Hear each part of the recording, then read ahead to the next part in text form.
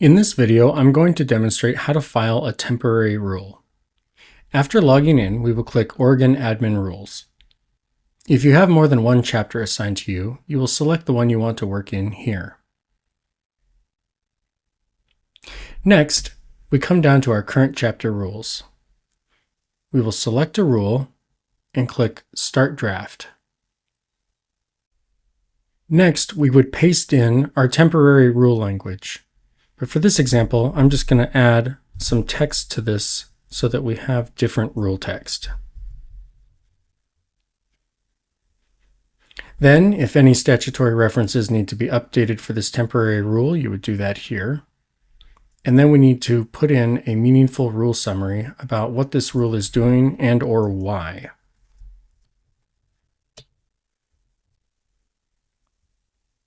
If there are any attachments for this rule, we would need to save our filing and then select our file, upload it, and save our filing again. This rule has no attachments, so our next step would be to click Accept. Now our rule draft appears here in the Rules work queue in the accepted status. We will check the box next to it, change our filing type to temporary, and click Create New Filing. Now you would repeat the previous steps if you had multiple rules you wanted to put in this temporary filing, but for our example, we're just going to put this single rule on the filing. Now this screen looks pretty familiar to you if you've filed permanent rules before. There are a few different fields because this is a temporary filing. The agency approved date is the date that the board, commission, agency, or council approved this rule language. We'll select today. The effective date is the date that we want the rule language to take effect. This can be a date in the future or it can be today, but we can't backdate it. Then we need to say how long we want this temporary rule to be in effect. Temporary rules can be in effect for a maximum of 180 days.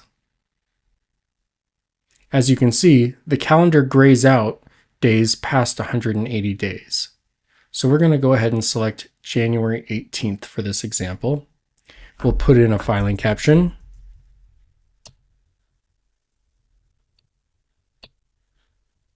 And make sure that all of the rules we want attached to this temporary filing are listed here. Now the remaining fields on this page may look different for different agencies because different agencies have different requirements for their temporary rules. The red circle you see here with an exclamation point in it denotes a required field. So all of these will need to be filled out.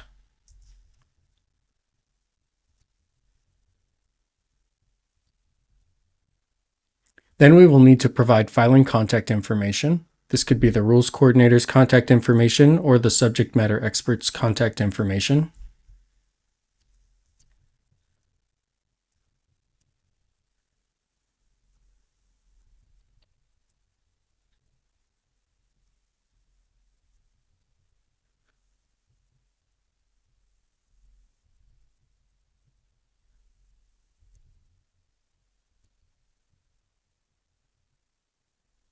If we have any attachments, we will want to upload them here.